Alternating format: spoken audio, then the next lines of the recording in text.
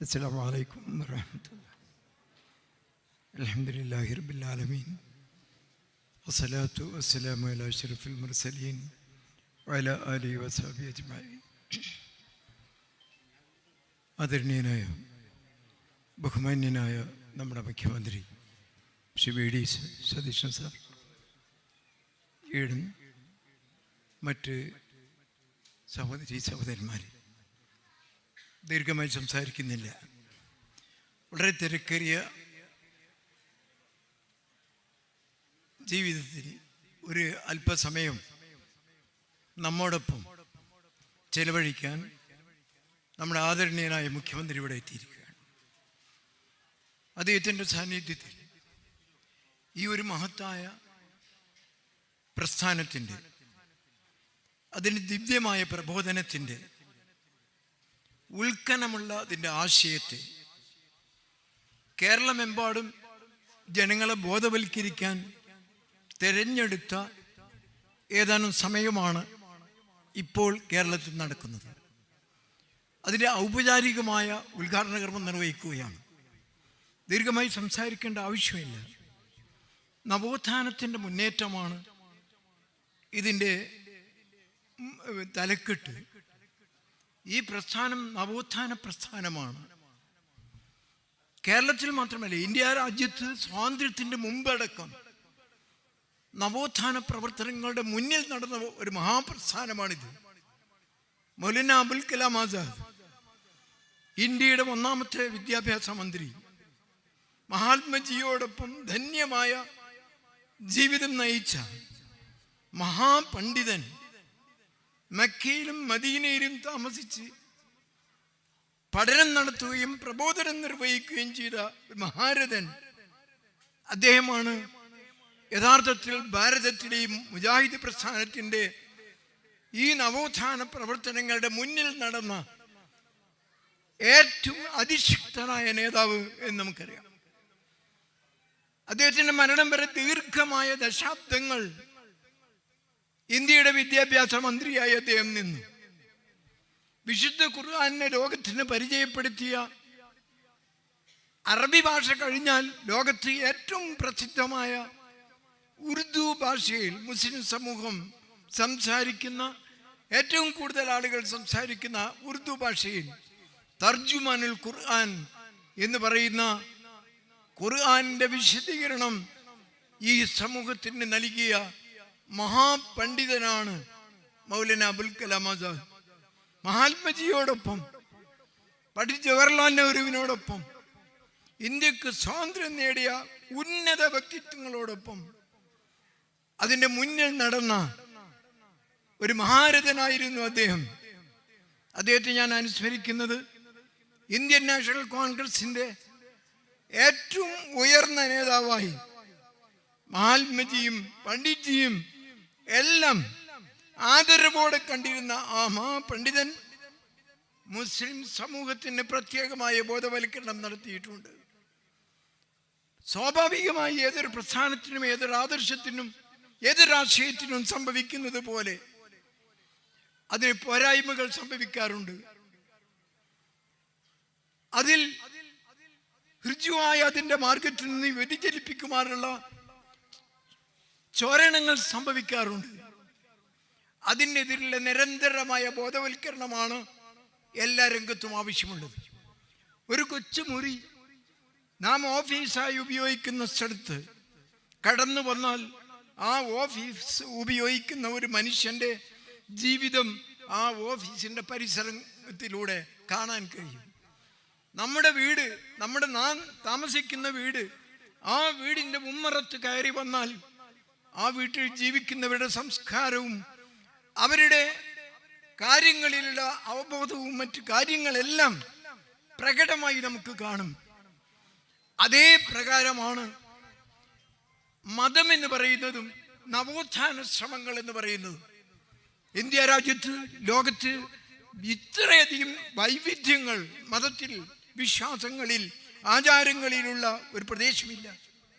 ലോകത്തെ ഇത്രയധികം ജനങ്ങൾ താമസിക്കുന്ന 1-2 സ്ഥലങ്ങളിൽ മുന്നിലാണ് നമ്മുടെ ഭാരതം. ഈ ഭാരതത്തിൽ വിവിധ മതങ്ങൾ, ദർശനങ്ങൾ, കാഴ്ചപ്പാടുകൾ, അതിൻ്റെ വളരെ പ്രശോഭമാർന്ന ചരിത്രമാണ് ഇന്ത്യയുടെ ദീർഘകാല ചരിത്രം. നാം നൂറ്റാണ്ടുകൾ സമരം ചെയ്തതാണ്. നമ്മുടെ അടിമത്ത കാലഘട്ടത്തെ വെല്ലുവിളിച്ച് നാം മുന്നിൽ ഒന്നിച്ചു നിന്നുകൊണ്ട് 1857 ശിപ്പായി ലഹള മുതൽക്ക് ഇന്ത്യൻ സ്വാതന്ത്ര്യ സമരത്തിന് നേതൃത്വം വഹിച്ചവരാണ്. അതിന് മുന്നിൽ മഹാത്മജിയെ പോലെ, പണ്ഡിറ്റ് ജവഹർലാൽ നെഹ്റുവിനെ പോലെ വളരെ ഉന്നതരായ നേതാക്കളോടൊപ്പം ആ തൊപ്പി ധരിച്ചുകൊണ്ട് അവരുടെ കൂടെ നിന്ന് എല്ലാവരും ആദരിക്കപ്പെടുന്ന മൗലാന ആസാദാണ് ഇന്ത്യയിൽ ഈ നവോത്ഥാന പ്രസ്ഥാനത്തിൻ്റെ പ്രബോധകനായി മുന്നിൽ നടന്ന് വെളിച്ചം നൽകിയത്. വിശുദ്ധ ഖുർആനിന് നമ്മുടെ ഭാഷയിൽ വിവർത്തനം എഴുതിയത്. ഞാൻ അവസാനിപ്പിക്കുകയാണ്. വളരെ തിരക്കേറിയ ഒരു പര്യടനങ്ങൾക്കിടയിലാണ് നമുക്ക് ഈ അല്പസമയം നമ്മോടൊപ്പം ലഭിച്ചത്. ഞാൻ നമ്മുടെ ദൗത്യത്തെ സംബന്ധിച്ച് പറഞ്ഞപ്പോൾ ഏതൊന്നിനെയും നിരന്തരമായി അതിലേക്ക് വരുന്ന പൊടിപടലങ്ങളെ നീക്കാനുള്ള ശ്രമങ്ങൾ ഉണ്ടാകണം. നമ്മുടെ വീട്ടിലുണ്ടാകണം, നമ്മുടെ വസ്ത്രങ്ങളിൽ ഉണ്ടാകണം, നമ്മുടെ ശരീരത്തിൽ ഉണ്ടാകണം. നാം ഇടപെടുന്ന എല്ലായിടത്തും അതിനെ മിനുക്കിക്കൊണ്ടേയിരിക്കണം. അല്ലെങ്കിൽ അവിടെ പൊടിപടലങ്ങൾ ഉണ്ടാകും, അതിൻ്റെ യഥാർത്ഥ രൂപം മാറും, വികലമാകും. അതാണ് വൃത്തിയുടെ, പരിഷ്കരണത്തിൻ്റെ, നവോത്ഥാനത്തിൻ്റെ നാരായവേറി നിൽക്കുന്നത് അതിലാണ്. അത് നമ്മുടെ ജീവിതത്തിൽ ഉണ്ടാകണം. ആദ്യം അത് പ്രസരിക്കേണ്ടത് നമ്മുടെ മുഖത്താണ്. അതുകൊണ്ടാണ് പ്രവാചകൻ പറഞ്ഞത് പുഞ്ചിരി ധർമ്മമാണ് എന്ന്. ഒരു മുടക്കവുമില്ലാതെ ഏതൊരു നല്ല മനുഷ്യനും ചെയ്യാൻ പറ്റാവുന്നതാണ് അവൻ്റെ സഹോദരനോട് പുഞ്ചിരിക്കുക എന്നുള്ളത്. അത് ധർമ്മമാണ്, അത് പുണ്യമാണ്. അതിന് പോലും പിശുക്ക് കാണിക്കുന്ന ആളുകളുണ്ട്. അപ്പോൾ പുഞ്ചിരി കൊണ്ട് മറ്റുള്ളവനെ വശീകരിക്കുന്ന പ്രബോധനമാണ് നാം ഇവിടുന്ന് അങ്ങോട്ട് നടത്തേണ്ടത്. ആരോടുമുള്ള പുഞ്ചിരിയെ നിങ്ങൾ പരിഹസിക്കരുത്. ആ പുഞ്ചിരിയാണ് നമ്മുടെ മഹത്തായ ദാനധർമ്മങ്ങളിൽ മുന്നിൽ നിൽക്കുന്നത്. അങ്ങനെയുള്ള ഒരു സംസ്കാരം, ആ സംസ്കാരങ്ങൾ എല്ലാ മതങ്ങളിലും എല്ലാ ദർശനങ്ങളിലും അതിന് ഇടക്കിടക്ക് അതിനെ മിനുക്കിയിട്ടില്ലെങ്കിൽ, അതിനെ സംസ്കരിച്ച് പരിഷ്കരിച്ച് ശുദ്ധീകരിച്ച് മുന്നിൽ നടക്കാൻ ആളുകളില്ലെങ്കിൽ തമോ ഗർത്തത്തിലായിരിക്കും അതുണ്ടാവുക. ഈ ഒരാശയം കേരളത്തിൽ ഏറ്റവും ശക്തമായി നടത്തിക്കൊണ്ടിരിക്കുന്ന 2000ഓളം ശാഖകളിൽ ലക്ഷക്കണക്കിന് ആളുകൾ അണിനിരക്കുന്ന ബുദ്ധിജീവികളുടെ പ്രസ്ഥാനമാണ് മുജാഹിദ് പ്രസ്ഥാനം. അദ്ദേഹത്തിന് നമ്മുടെ ബഹുമാന്യനായ അതിഥിക്ക് അതറിയാം.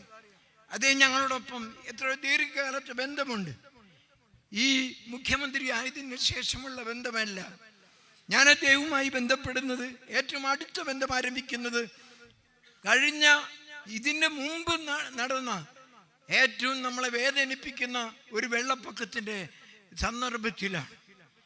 ISMന്റെ ചെറുപ്പക്കാർ, നമ്മുടെ യുവാക്കൾ എറണാകുളം ജില്ലയിൽ സജീവമായി അതിൻ്റെ ദുരിതാശ്വാസ രംഗത്ത് പ്രവർത്തിക്കുമ്പോൾ ഞാൻ അവരെ സന്ദർശിക്കാൻ വന്നിരുന്നു.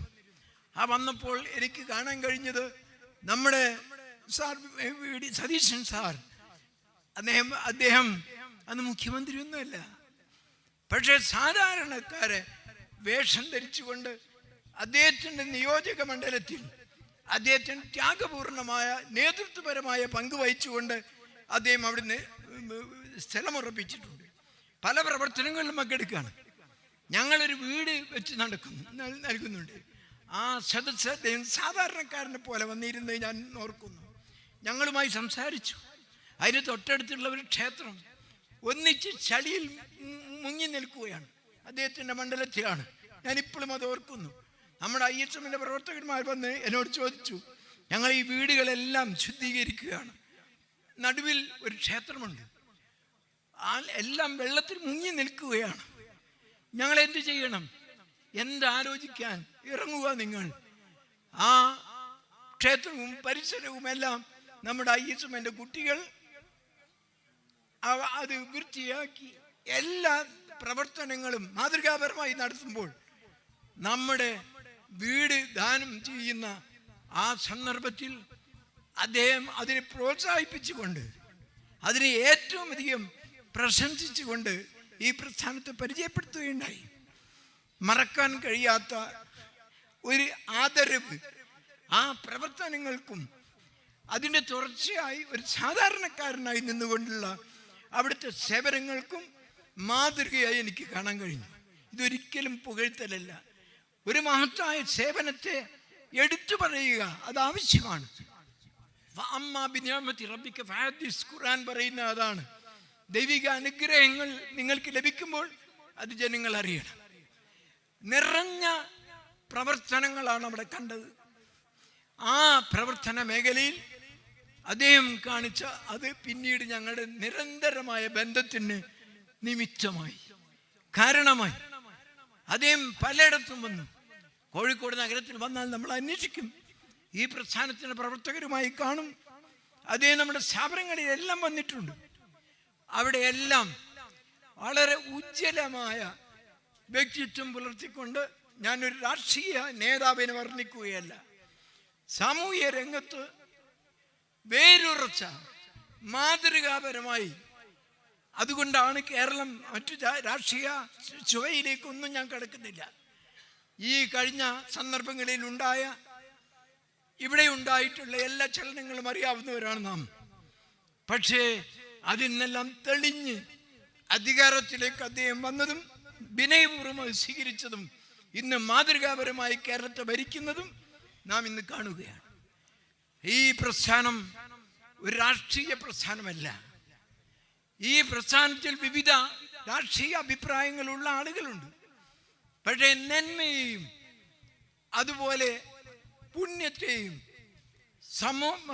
സമൂഹത്തിൻ്റെ പരിഷ്കരണ പ്രവർത്തനങ്ങളെയും നവോത്ഥാന ചിന്തകളെയും പ്രോത്സാഹിപ്പിക്കുന്നതിന് അതിനോടൊപ്പമാണ് ഈ പ്രസ്ഥാനമുള്ളത്. അദ്ദേഹത്തിൻ്റെ എല്ലാ പിന്തുണയും ഈ പ്രസ്ഥാനത്തിനുണ്ടാകാറുണ്ട്. ഞാൻ എൻ്റെ വാക്കുകൾ അവസാനിപ്പിക്കുകയാണ്.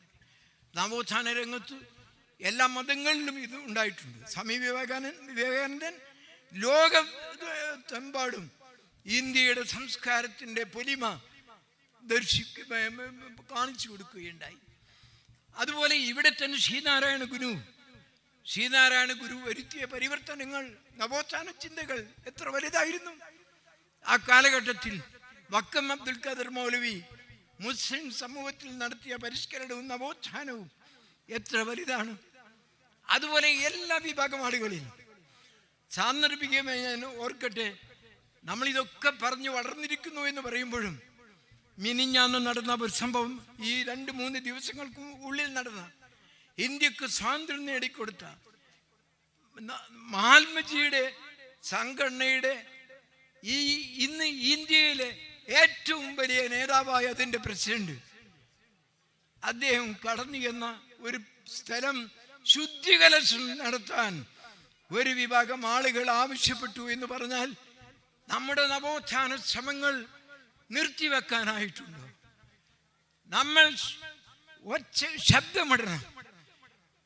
ശുദ്ധികലശം നടത്തണമെന്ന് ഇന്ത്യക്ക് സ്വാതന്ത്ര്യം വാങ്ങിത്തന്ന ഒരു മഹാപ്രസ്ഥാനത്തിൻ്റെ നേതാവ്, ഇവിടുത്തെ 1-ാം നമ്പർ നേതാവ്, ആ നേതാവ് കാലടി വെച്ചയിടത്ത് ശുദ്ധികലശം നടത്താൻ ആവശ്യപ്പെടുന്ന ഒരു വിഭാഗം ആളുകൾ ഇന്നും നമ്മുടെ ഇടയിൽ ജീവിക്കുന്നുണ്ട് എന്ന് നാം മനസ്സിലാക്കണം.